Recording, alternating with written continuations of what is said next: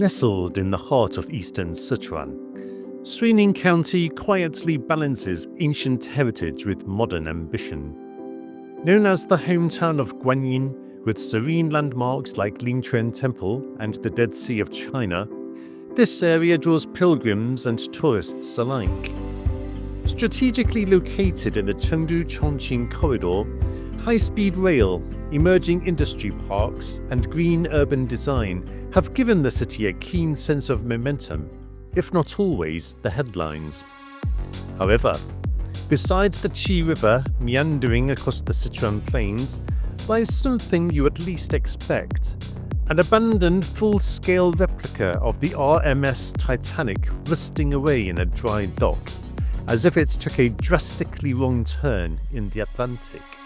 Once billed as the world's most ambitious landlocked tribute to maritime history, construction on the 269-metre-long ship began around 2014, designed to serve as a luxury hotel, wedding venue, and theme park centerpiece, with true-to-life dining halls, engine rooms, and a simulated iceberg collision experience, with a price tag of $150 million.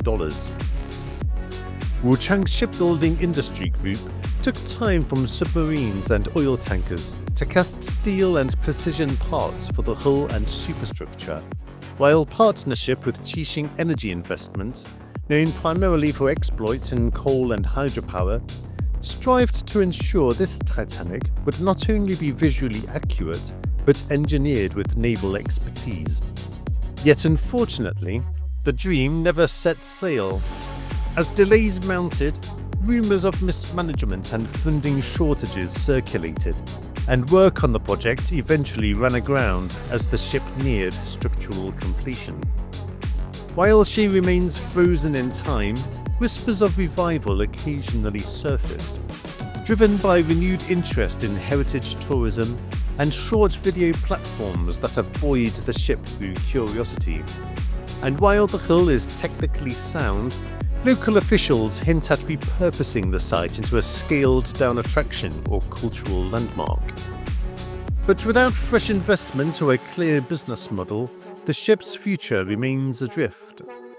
Far removed from icebergs or oceans, future generations may be left to ponder how this Titanic failed to even make the launch party, yet somehow still managed to sink.